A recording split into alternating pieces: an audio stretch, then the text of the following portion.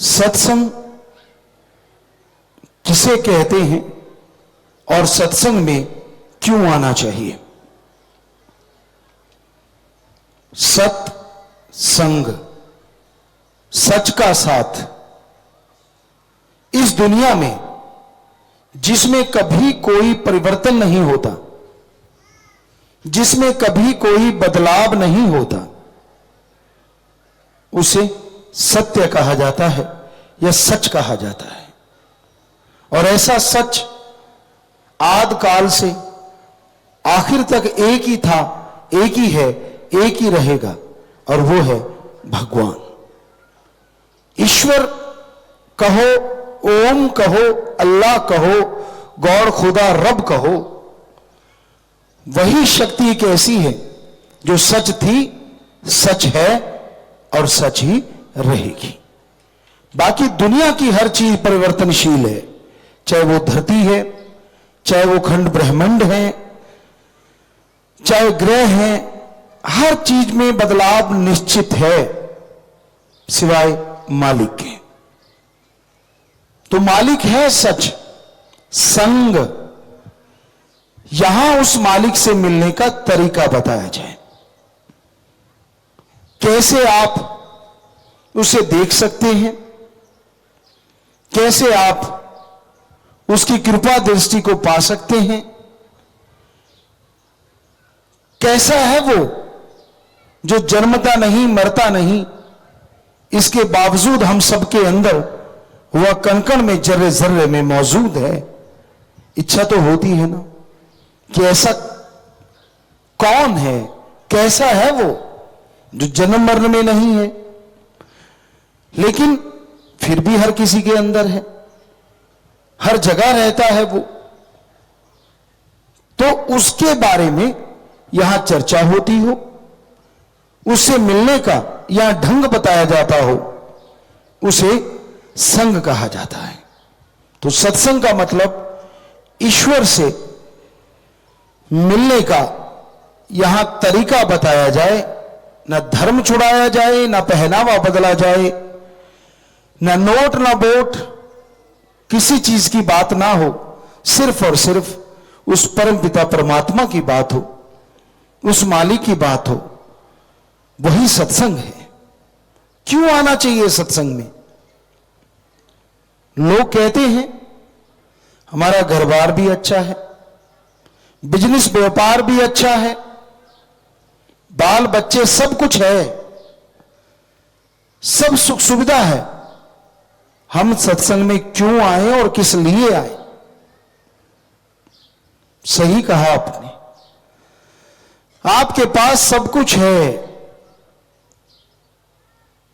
सब कुछ सुख सुविधा आपके पास है, पर क्या आप जानते हैं आने वाले समय में क्या होने वाला है?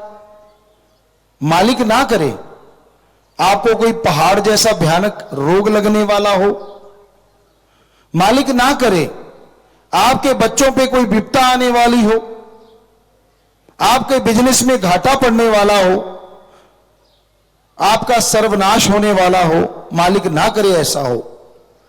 पर क्या आप उसे आज रोक सकते हैं?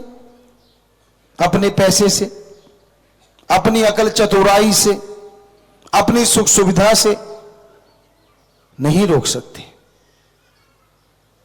तो आने वाले उस भयानक कर्म को पहाड़ से कंकर बनाया जाता है, वो राम नाम से ही संभव है और कोई तरीका नहीं है। इसलिए सत्संग में आना चाहिए, जो आने वाली मुसीबतों से आपको बचा सकता है, जो आपको इतना आत्मबल, विल पावर देता है, जिससे आप और आपका परिवार हमेशा सुख शांति से रह सकते हैं। पैसा ही सुख शांति नहीं होता। हमने दुनिया में धनाढ़ से धनाढ़ लोगों को देखा है, और वो कहते हैं कि गुरुजी रात को नींद नहीं आती। दुनिया में नंबर रखने वाले धनाढ़ों उनसे मिले, वो आके मिले, और एक ही बात थी, दिन को चैन और रात को नींद नहीं आती। और दूसरी तरफ एक राम का नाम लेने वाले हैं, वो जिनका आसमान बिछोना है, आसमान ओढ़ना है और धरती बिछोना है, वो इतनी गहरी नींद में सोते हैं पता नहीं चलता सूरज कब निकल आया। अब आप ही बताइए, दोनों में सुखी कौन है? एक के पास बहुत पैसा है, लक्ष्मण झूले की तरह उनके बिस्तर हमेशा उन्हें झूला झूलाते रहते हैं, पर नींद ना आने की वजह से उन्होंने बोला कि गुरुजी मखमल के गद्दे भी यूं लगते हैं जैसे बिच्छू डंक मार रहा। और दूसरी तरफ धरती पे लेटे हैं और बाजू सिरहाने दिया, और पता ही नहीं चलता क्योंकि सारा दिन मेहनत की, सुबह पता तब चलता है जब सूरज निकल आता है। हमारे ख्याल से सुखी वो है जो मस्ती से नींद में सो जाता है, खुश रहता है, सारा दिन श्रम करता है लेकिन टेंशन नहीं है। इसी पे एक बात ख्याल में आई, एक शाहूकार था और वो बहुत धनाढ़ था, हर तरीका अपनाया था उसने, ब्याज पर ब्याज, ठगी, बेईमानी, बहुत धनाढ़ हो गया। एक दिन वो मुनीम को कहने लगा, मुनीम मैं किसको दान करूं ताकि मेरी आने वाली पीढ़ियों को सुख मिले? ये तो आप भी जानते हैं, कईयों के बाप दादा बुजुर्ग महा अमीर थे और आज उनके बच्चे गरीब हैं, कईयों के कुछ भी नहीं थे, आज उनके बच्चे बहुत अमीर हैं। ये तो चलता रहता है, पता नहीं कौन कब गरीब और कब अमीर। तो यही बात सोच के शाहूकार कहने लगा कि मुनीम मैं किसको दान करूं और कितना दान करूं? मेरा दिल करता है मैं खाना खिलाऊं ताकि आने वाली पीढ़ियों का भला हो। मुनीम कहने लगा जी आपके पास तो बहुत दौलत है। कहता कितनी? कहते आने वाली 10-11 पीढ़ियां जितना मर्जी खाते रहे तो भी धन खत्म नहीं होगा। शाहू को रोने लगा, मुनीम हैरान हो गया, कहने लगा रो क्यों रहे हो? कहता 12वीं पीढ़ी को कौन खिलाएगा? तो मुनीम कहने लगा अभी जो आपने जिक्र किया था दान करना पड़ेगा तो आने वाली पीढ़ियों का भला होगा। तो शाहूकार कहने लगा क्या करूं मैं? तो मुनीम समझदार था, कहने लगा जी आज आप खाना खिलाओ किसी को। किसको खिलाऊं? एक रूहानी भगत संत था, फकीर था, फक्कड़, मजदूरी भी करता था और मालिक का नाम भी लेता था। कहने लगे जाओ उसका घर पास में है, आप उनको खाना खिला दो। मुनीम को साथ लेके शाहूकार गया। शाम का समय था, दरवाजा खटखटाया, अंदर से वो मेहनत मजदूरी करके आया वो फकीर बाहर आया। कहने लगा हाँ जी। कहने लगे भाई ये अंजल ग्रहण करो, मैं आपके लिए लेके आया हूं। कहता सेठ जी 5 मिनट रुको आप। वो अंदर गया, अंदर से बाहर आया, कहने लगा हाथ जोड़ दिए। सेठ जी कहने लगे क्या हुआ? कहने लगा जी आप किसी और को दान दे दो। कहते क्यों? कहता मेरे पास कल का भोजन है सुबह का, हमें जरूरत नहीं है, किसी जरूरतमंद को दे दो। शाहूकार की आंखें खुल गई, मैं 12वीं पीढ़ी का सोच रहा हूं और ये कल शाम का नहीं सोच रहा। ये कह रहा है मेरे पास आज का और सुबह का है। मैं तो कहने का मतलब जो अरबों खरबों होती है क्या वो सोने के बिस्कुट खाते हैं?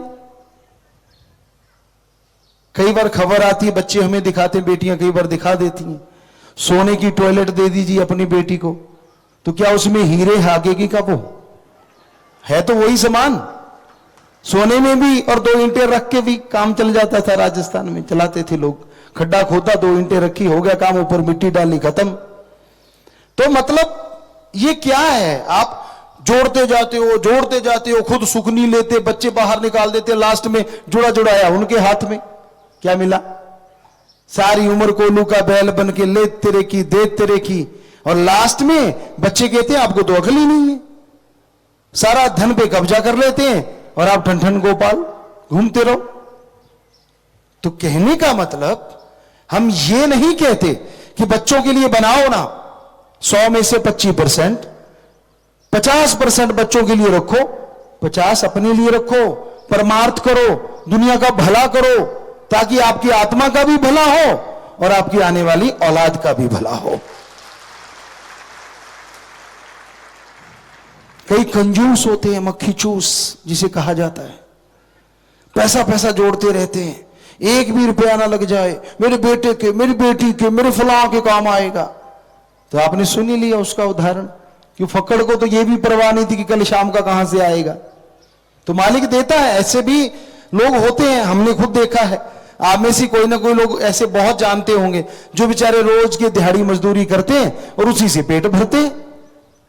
एक दिन भी मिस हो जाए तो उनको मुश्किल हो जाता है, पर कभी भी उनको कोई टेंशन, कोई परेशानी इस तरह की नहीं होती जो राम के नाम से जुड़े होते हैं। हां, राम नाम से अगर कोई नहीं जुड़ा तो नेचुरली वो परेशान होता है, नेचुरली वो दुखी होता है। तो सत्संग में आके पता चलता है कि असली धन कौन सा है। कितना भी धन बना लो, जमीन जायदाद, कोठियां, बंगले, बगीचे, गाड़ियां, बहुत ऐशो आराम के साधन, सब कुछ हो गया। हम नहीं कहते मत बनाओ, बनाओ, लेकिन किसी का खून चूस के मत बनाओ। लोग हमसे पूछते हैं, गुरुजी आपके पास गाड़ियां हैं, आप गाड़ियों पे आते हो। मुंबई में हमसे लोगों ने पूछा, हमने कहा पैदल आते तो 15 दिन लगते, ऊंट घोड़े पे आते तो अभी 4-5 दिन लग जाते, अब गाड़ी पे आ गए या जहाज पे आ गए तो दिक्कत क्या है? हमने या तो किसी को लूटा हो, या किसी से ठगी मारी हो, या बेईमानी की हो, खुद की मेहनत है, हाथों से कमाई करते हैं, खेती बाड़ी करते हैं, बहुत सारे कार्य करते हैं, उससे अपनी कमाई से हम जो मर्जी लें, कौन है रोक सकता? आप उनसे तो कभी नहीं पूछते जो गुंडागर्दी करते हैं, कभी उनका इंटरव्यू तो नहीं छापते जो ऊपर बैठ के राज करते अंडरवर्ल्ड, उनका तो नाम नहीं लेते। कहते जी उनके पास जाए कौन, जाओगे तो आओगे कैसे बाद में। चक्कर ये है, फकीरों से झट उंगली उठा देते हैं, कहां से आया, किधर से आया, क्यों आया, मेहनत करी तो क्यों करी, मांग के क्यों नहीं खाया जब आप फकीर हो। अरे किस धर्म में लिखा है फकीर को मांग के खाना चाहिए? हर धर्म कहता है कड़ा परिश्रम करो, हक हलाल की रोजी रोटी खाओ, हार्ड वर्क करो, कर्म योगी बनो। तो फकीर कर्म योगी होते हैं, वो करके खाते हैं, तो किसी को इसमें दिक्कत नहीं होनी चाहिए, पर बहुत लोगों को दिक्कत हो जाती है। तो ये तो वो लोग जानते जो हमें नजदीक से जानते हैं कि हाँ कैसे हमने मेहनत कर करके गाड़ी मॉडिफाई करना, कितना कुछ करना, हर आश्रम की एक एक ईंट सरसा में पास बैठ के लगाना, दिन रात बैठे रहना, खुद अपने हाथों से भी हमने छत पे ईंटें लगाई हैं, छत चिनी है, चिनाई की है, सब कुछ किया है। इसमें शर्म वाली क्या बात है? अगर आप रेडी लगाते हो तो शर्म कैसे? अगर आप मजदूरी करते हो किसी के खेत में, यार ठगी थोड़ी ना मारते हो, आप मेहनत करते हो 8 घंटे 10 घंटे, तो जाके आपको 100-200 मिलता है, तो इसमें शर्म वाली कोई बात नहीं, बल्कि फख्र होना चाहिए कि हाँ मैं करके खाता हूं, जो पवित्र वेदों में लिखा है, जो पवित्र ग्रंथों में लिखा है कि हाँ मैं उनके अनुसार चलता हूं। तो बात वहीं लेके आते हैं कि आपके पास बहुत धन दौलत, जमीन जायदाद है, लेकिन एक समय आता है जब सब कुछ छोड़ के चले जाना होता है, और वो समय होता है मौत का समय, जब सब कुछ छोड़ के आप लोग चले जाते हैं। आप लोग जब इस दुनिया से जाते हैं तो धरती पे धरती पे लिटा दिया जाता है, धरती पे सुला दिया जाता है। उसकी और कोई वजह नहीं है, सिर्फ आपको जताने के लिए कि हां भाई, आपके पास कितना कुछ था, जमीन जायदाद, धन दौलत, पैसा, सब कुछ था, लेकिन जैसे इस दुनिया से आप लोग गए, सबका सब यहीं छूट जाएगा। आपके दादा परदादा, बाप, सबने बहुत कुछ बनाया होगा। जब वो इस दुनिया से जाने लगे, क्या उनके साथ एक नया पैसा गया? नहीं गया। क्या उनके साथ आप उनके बेटे बेटियां हैं, क्या आप में से कोई उनके साथ गया? नहीं गया। तो फिर आप कैसे उम्मीद रखते हैं कि आप जो बना रहे हैं वो आपके साथ जाएगा? इस दुनिया से कुछ भी साथ नहीं जाता। ये कर्म भूमि है, यहीं पे आप बनाते हैं और यहीं से छोड़ के चले जाते हैं। आप माने चाहे ना माने, लेकिन 100% सच एक और है। एक धन ऐसा है जिसे चोर चुक्का चुरा नहीं सकता, बाल बच्चे हिस्सा बटा नहीं सकते। जितना आप बनाओगे यहां भी काम आएगा और मरने के बाद भी साथ जाएगा, और वो धन है राम नाम का धन, मालिक की भक्ति इबादत का धन। वही धन एक ऐसा धन है जो हमेशा साथ जाता है, जिसे कोई नहीं रोक सकता। तो वो धन भी कमाओ। दुनिया में जीने के लिए आप रुपया, पैसा, गाड़ी, बंगले, बगीचे बनाते रहो, कोई दिक्कत नहीं, लेकिन किसी का खून चूस के मत बनाना। ठगी बेईमानी से नहीं, या तो दिमागी मेहनत या फिर शारीरिक मेहनत, और अच्छे कर्म करके आप कमाइए, कोई नहीं रोकता। लेकिन जब दूसरे का निवाला छीन के खुद खा जाते हो, तो कबीर जी ने लिखा है, माया होई नागणी जगत रही ढहकाए, जो इसकी सेवा करे उसको ही ये खाए। पाप जुल्म की कमाई कभी चैन से जीने नहीं देती। हम आपको ये गारंटी देते हैं, पाप जुल्म की कमाई अगर आपके पास है, घर परिवार में लड़ाई झगड़ा जरूर होगा, अशांति फैली रहेगी, बात बात पे तुणक मिजाजी आ जाएगी, बीमारियां घर में पैदा हो जाएंगी, शरीर रोगों से भर जाएगा। तो क्या फायदा हुआ दौलत का? क्या फायदा हुआ उस ठगी बेईमानी की कमाई का, अगर चैन की नींद ही ना आई? तो इसलिए ये बहुत जरूरी है कि आप मेहनत की कमाई करें। किसी सज्जन ने हमसे कहा कि गुरुजी, अब तो मैं कर बैठा, ठगी बेईमानी बुरे कर्मों से पैसा कमा बैठा, अब इससे बचने का हल भी तो बताओ। हमने कहा है, पवित्र वेदों में, धर्मों में हल है। कहने लगे क्या?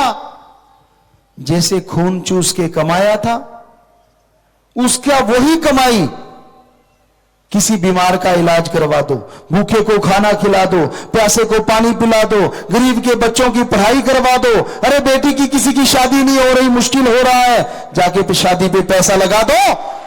तो आओ, ये हल है आपकी वो पाप जुल्म की कमाई से बचने का, और कोई हल नहीं है।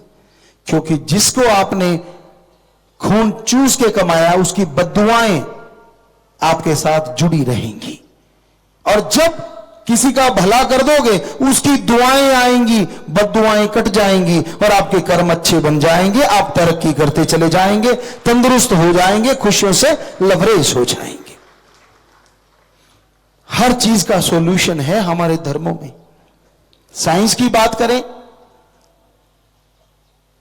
साइंस में तो धर्म इतने आगे हैं, कहने सुनने से परे।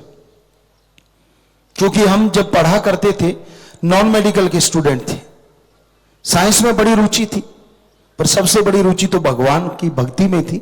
लेकिन साइंस में रुचि थी, गेम्स में रुचि थी, एग्रीकल्चर में रुचि थी। तो हमने ये देखा धर्मों के अनुसार धर्म जो बताते हैं, साइंस बहुत देर बाद वहां आती है।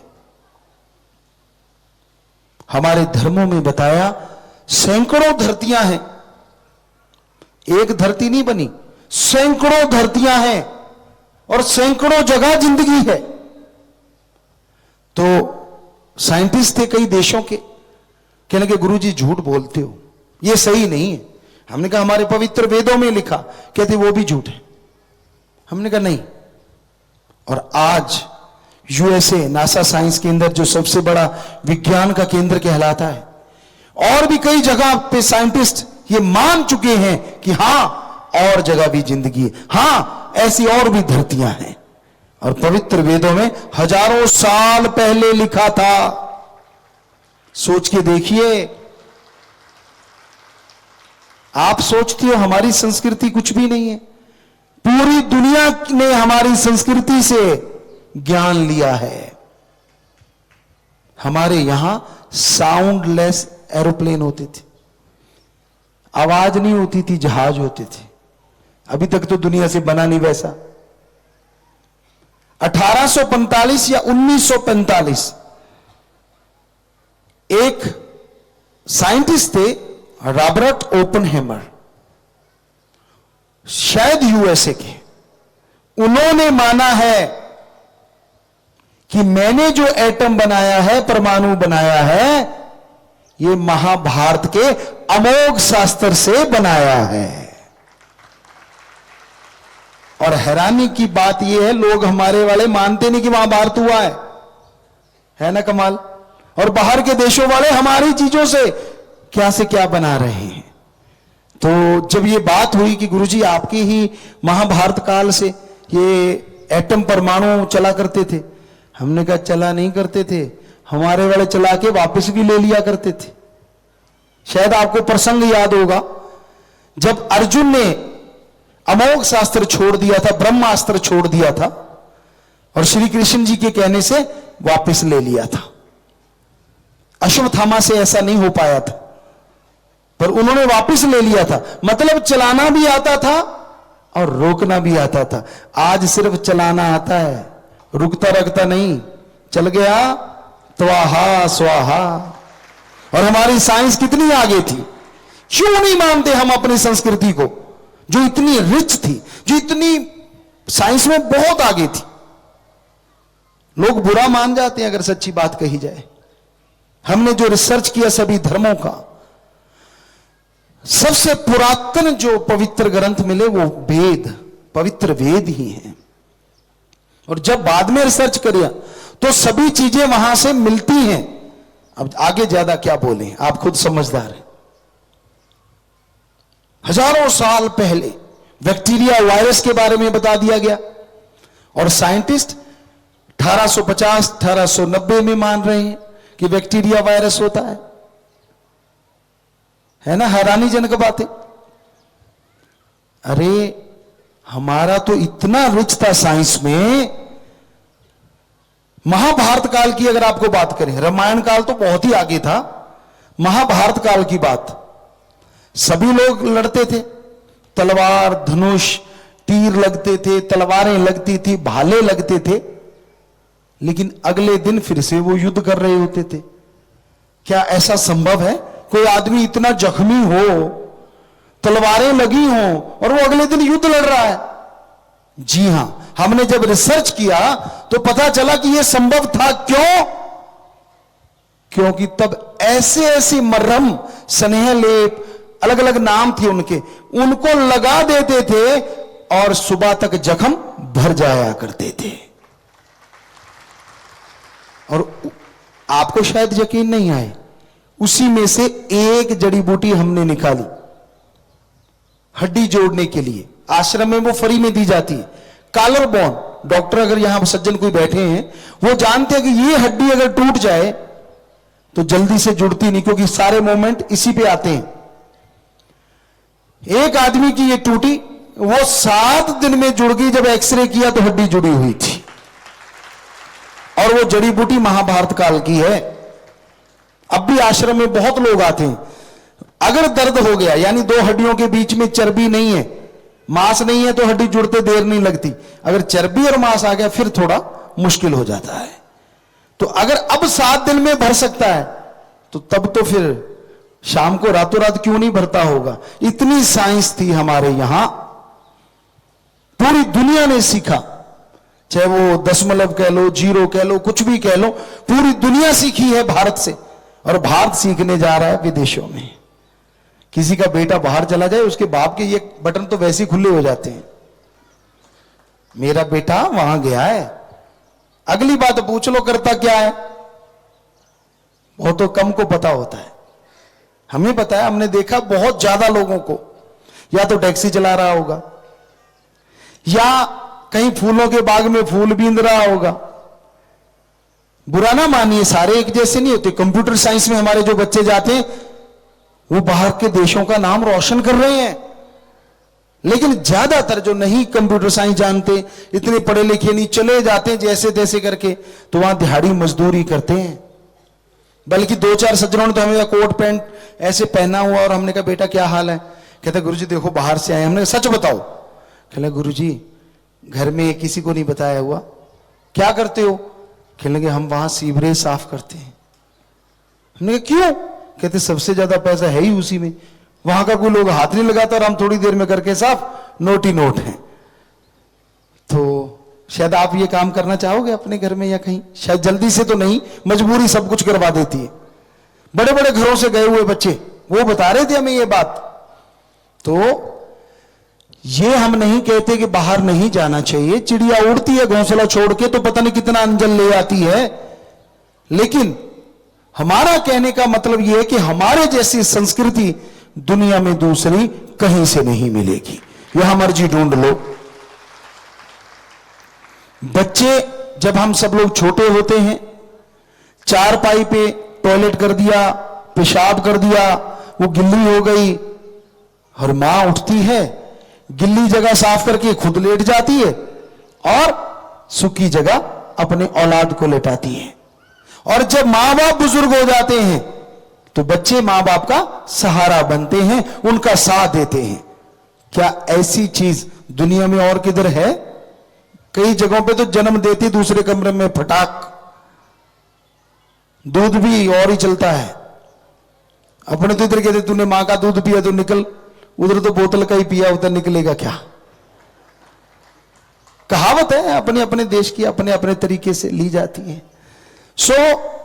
संस्कृति पे गर्व किया करो, यह मत सोचा करो कि आप पिछड़े हो, जी नहीं। सोने की चिड़िया यूं ही नहीं कहलाता था भारत। यहां का 1 रुपया के बराबर कई बार डॉलर ज्यादा हुआ करते थे, कोई ऐसा भी टाइम था। तो उसी तरह आज भी अगर आप मेहनत करें, भक्ति इबादत करें, बुराइयां छोड़ दें, तो यकीनन आज फिर से आप समाज को, पूरे संसार को रास्ता दिखाने के लायक बन सकते हो। हमारा देश कभी दुनिया का गुरु देश कहलाता था, इतना ज्ञान है इस देश में, पर देशवासी कई बार उसका फायदा नहीं उठा पाते। कुछ देर भक्ति करने से, कुछ देर ईश्वर का नाम लेने से जन्मों जन्मों के पाप कर्म मिट जाया करते हैं। इसलिए भक्ति किया करो और अपना काम खुद किया करो। कभी भी किसी से कार्य यहां तक संभव हो मत करवाओ। ईश्वर ने हाथ दिए हैं, पांव दिए हैं कर्म करने के लिए। कईयों का बस चले तो दूसरा उसकी जगह टॉयलेट जाया है, चारपाई छोड़ने का नाम ही नहीं लेते, यार तू ही जाया, पर ईश्वर ने ऐसा बनाया नहीं सिस्टम। सच में ऐसा होता, अदरवाइज ये तो कुदरत का कमाल है कि आपको ही जाना पड़ेगा, जोर लगाना ही पड़ेगा। तो हैरानी होती है हमें देख के आजकल इन चीजों से कि यार अपना काम खुद नहीं करना, क्यों? इसमें शर्म की क्या बात है? गांव में देखो आप, अब तो खैर माहौल बदल गया है। 9 महीने गर्भ में बच्चे को रखती है मां, पालती पोसती है बेचारी, और मर्द कहता है मैं गोद भी नहीं उठाऊंगा, क्यों? मेरी मर्दानगी नीचे हो जाएगी। अरे लानत ऐसी मर्दानगी पे, तुझे कुछ तो हिस्सा बटाना चाहिए। वो बेचारी 9 महीने कष्ट झेल के, और नाम तेरा पड़ेगा बच्चे का, और तू बच्चा नहीं उठाना चाहता। कई जगह देखा हमने, बेचारी के थैला टंगा होता है, इधर थैला, हाथ में बच्चा, और महाशय जी फोन पे टुक टुक टुक करते जा रहे हैं। ये मर्द है या ना मर्द, आप खुद ही अंदाजा लगा लीजिए। एक तरफ तो धर्म कहते हैं अर्धांगनी कि बराबर का हक है, और एक तरफ अपने आप को आप मर्द कहलाते हो। क्यों? क्योंकि आप कहीं बच्चा उठा लिया, कोई ये ना कह दे ये तो गुलाम है। कमाल की बात है, ये कोई मर्दानगी नहीं है। ये हमें लगता है सबसे बड़ी कमी ये है समाज में। नहीं ऐसा होना चाहिए। आप कम से कम उनका हक तो दो। वो बेचारी ने 9 महीने पाला पोसा, कितनी तकलीफ झेली है, तो अगर आप उठा के थोड़ा उसको ले जा रहे हो या चुप करवा रहे हो, तो इसमें शर्म की बात नहीं है, बल्कि गर्व की बात है। असली मर्द होते ही वो हैं। तो ये है हमारी संस्कृति, ये सिखाती है हमें